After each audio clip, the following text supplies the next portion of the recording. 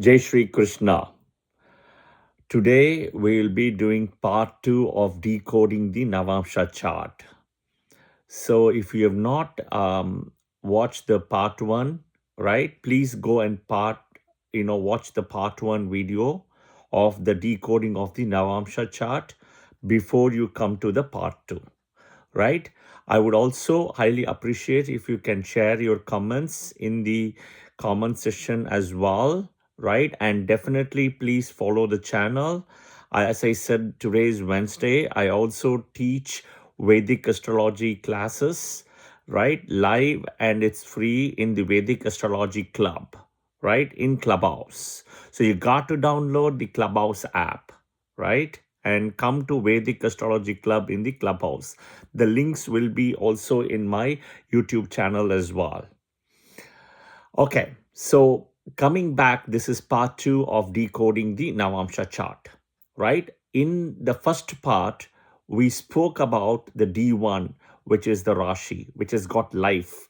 It is actually the transits and actually the planet positions, what you see happening in the sky.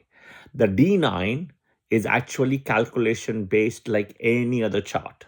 Okay, D10, D10, think of D2, think of D5, D7, etc. All of the divisional charts. Okay, calculation based. Now, Rashi charts, the D1 chart, it's typically the external perception of happiness. The D9 chart, the Navamsha chart, it is the internal happiness, right? You buy a car, right? Maybe you compromised on buying the car what you wanted, right? Okay, you wanted a Mercedes Benz or a BMW, but you just got a Toyota, right? So you're compromising, but you still got a car. So this is that internal external happiness. All right. So number one, the Navamsha chart is calculation based. It's the ninth harmonic divisional chart, right? You take the D1 chart, divided the 30 degrees of a Rashi divided by 9. You get 3 degree 20 minutes, and you put the Navamsha accordingly. So in a way, you think of in a 30 degrees, there'll be 9 Navamshas, right? So you have 12 Rashis of each 30 degrees. So 12 times 9 equals 108. All right, that's the math. Now, the Navamsha is used for many things, okay? The marriage, spouse, happiness, okay? And as well, okay? So the luck, the marriage, the spouse, happiness, all of those things. In Rashi chart, D1, you always see things like friendly, inimical, exaltation, debilitation, so there are 7 ways to do breakdown in a Rashi chart, right? The 7 are exaltation, number 1. Number 2 is Mulatrikona. Number 3, own. Number 4, friendly, right? Number 5, neutral. Number 6, inimical. Number 7, debilitated. Okay, right? Okay, now 6 and 7, you can flip-flop always, the inimical and debilitated. For example, Mars getting debilitated in Moon Rashi in Cancer, right? Here what happens, it's in a friendly Rashi, but it's debilitated. Okay, Saturn getting debilitated in Aries, it is actually getting debilitated in an inimical Rashi. So you can always flip-flop the 6th and 7th, the inimical and debilitated. But pretty much the first 5 is there. But I always say you don't look at exaltation, debilitation, all of this, right, in face value. You have to look at the true value, the face value, right? Just don't go by exaltation, debilitation, the depositor, the house owner strength, all those things come into play. Yeah. Okay, that's a whole different topic. We'll come back later. So now in Navamsha, we have, so in Rashi, we have the 7 ways we spoke about in D9 chart. In Navamsha, we only have a benefic Navamsha, malefic Navamsha. That's it. Now, Rashis wise, benefic Rashis, if you look at it, right? Think of this way, in the Navamsha. Maybe let's break it down. In Rashi, right, you have friendly and inimical.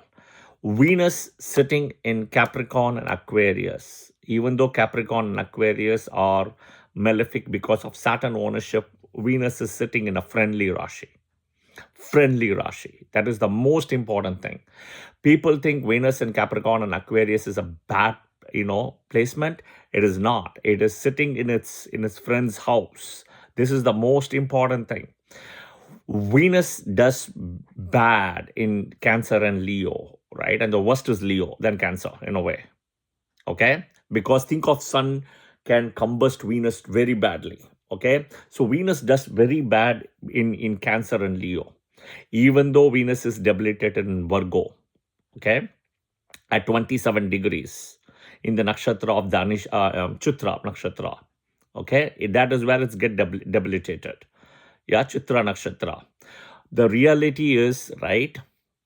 The reality, if you look at it, Venus debilitation still will give you good results than Venus in Leo and Cancer. Okay?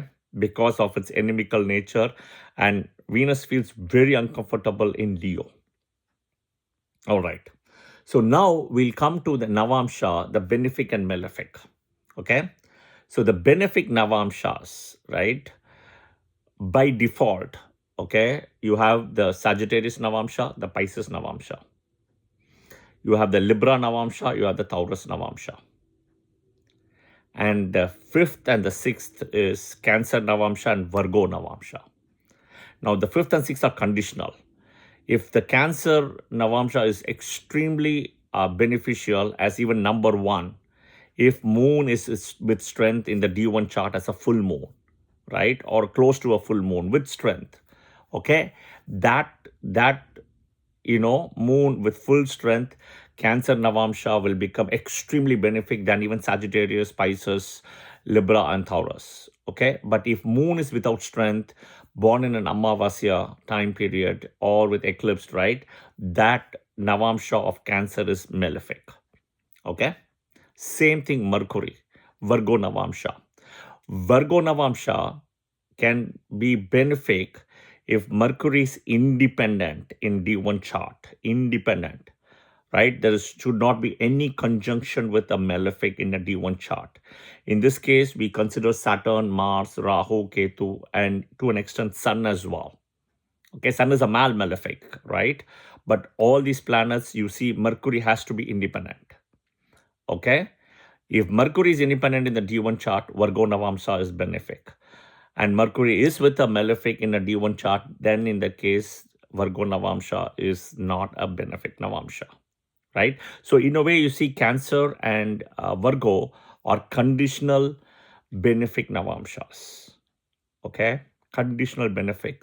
Then the unconditional benefic Navamshas are Sagittarius, Pisces, Libra, Taurus. Yeah? Okay. Now, Gemini Navamsha, right? Gemini Navamsha is a malefic Navamsha. It is not a benefic Navamsha. Okay, you have to note that. So in a way, you have 6 Navamshas, right, which is actually benefic, right? There are 2 conditional benefic, but 6 is benefic, the balance 6. So Aries, Scorpio, Aquarius, Capricorn, right? In a way, Leo, Gemini. These 6 Navamshas are considered malefic Navamshas. Okay? All right.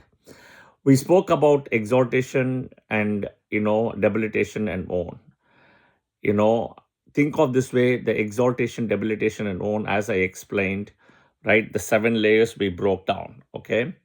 Now, in the D9, even if Mercury goes to a Gemini Navamsha, it is its own Navamsha, right? But it's not a benefic Navamsha. That is the most important thing. Okay? So I'll give another example. Okay? Example, Venus is in Pisces in D1 chart. Okay? In Rashi chart, D1 chart, Venus is in Pisces, which is an exaltation Rashi. Same Venus in the D9 Navamsha. Okay? Same Venus in the D9 Navamsha. If it is in Libra, right, it is a benefic Navamsha. It is a benefic Navamsha. That is the way you have to see. Okay? Don't look at, Venus is in Mulatrikona Navamsha. Venus is in own Navamsha, everything. It's in a benefic Navamsha. Right? It has moved 8 places from its original point, which we will look at the next video when I put this video. But do remember, it has moved to a benefic Navamsha. Okay. Let me also tell you another important thing, right? Before we close today's session as part 2, think of this way: the Navamsha Lagna, as I explained, is calculation based. It's purely calculation based. And you can all people, lot of people I see adjust. If the boy born is male, the Navamsha Lagna has to come into a male Lagna. If the child rather born is male, right, the Navamsha Lagna will be a male. Okay. If the child born is female, then they will put it as a female thing, right? How they do is male, female, male, female. They do Aries as male, Gemini as male, Leo as male, then Libra as male, Sagittarius male, Aquarius male. The balance is all the 6 female signs, right? So depending on where the calculation comes, they will move one sign before or after. Okay. My point is Navamsha Lagna is calculation based. Okay. So how do you do then to fix your Lagna, right? So I'll give an example to all the people who are doing this kind of a calculation, right? Think of somebody born in Cancer ascendant. Okay. So for a Cancer ascendant, Moon is the Lagna Lord, Mars is the 5th Lord, and the 10th Lord as a Yoga Karaka, right? Jupiter as the 9th Lord. Okay. And if you see that Saturn becomes 7th and 8th, right? It's kind of neutral to, it's a malefic, but it's neutral because it's owning a Kendra. All right. And Venus is the 4th and 11th Badaka here, right? The 11th is the Badaka, 4th can give you Kendradipati dosha. All right. Now let's look at an example. In Cancer ascendant, right? The person is born in D1 chart. And what you see is, let's take, for example, the Lagna, right? The Lagna is falling in Cancer in Ashlesha Nakshatra Pada 2. Okay, Ashlesha Nakshatra Pada 2. So in the Navamsha, right, it will go, the Navamsha Lagna, as per calculation, in the D9 chart, the Navamsha Lagna will be in Capricorn. Okay, Capricorn ascendant. Now, so in D9, it will be a Capricorn ascendant. So that is where the D9 will fall. So what now people will start doing is, for D1, Mars is a Yoga Karaka. For a D9 chart, where it's Capricorn ascendant, Saturn Lagna Lord, Venus Yoga Karaka, and Mercury is the 9th Lord, right? So everything kind of gets reversed now. So how are you going to predict now? Are you going to suddenly say, oh, this person, when D9 gets activated, Venus is a Yoga Karaka? No, it doesn't work that way, right? You put all the planets by calculation counting and you use the Cancer Lagna again in the D9. That is one way of doing it, okay? One way. That is not the only way, right? Another way. See, Navamsha Lagna calculation, Navamsha is just a reference point. That's all my point is. It's calculation-based reference point, right? Okay. The next one, how you do is, you in D1 chart, you look at the planet with the highest degree, right? You take Ketu out. It is Rahu, including Rahu, 8 planets, who is at the highest degree. And with Rahu, you always look at, if Rahu is at 5 degrees, that means it has moved 25 degrees in the Rashi, because it goes reverse. Okay. So now you see the planet in the highest degree. Ketu is out. Rahu and the other 7 planets. You see what is the Atma Karaka, the planet with the highest degree in the D1 chart. You then, once you calculate the Navamsha, right, the whole Navamsha chart, what you do now is, what you do is take the, whoever is the Atma Karaka, right? Whoever is the Atma Karaka, if Mercury is the planet with the highest degree, Mercury becomes the Atma Karaka in the D9. Now keep that as a Lagna. That Lagna is called as Karakamsha or Atma Karaka Lagna. From that point, you can calculate all the planets and see how it is.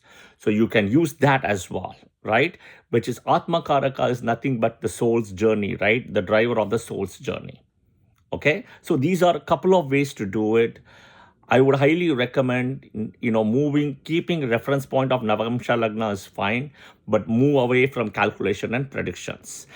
Another important thing I also wanted to share this is, there is no degrees, because in Navamsha, right? It is all 3 degree 20 minutes. That's it. There is no degrees or anything. There is no nakshatras. There is no aspect. Okay, there's no aspect. Okay, do not bring conjunction, aspect, everything. They're all together, right? Because it's 3 degree 20 minutes now.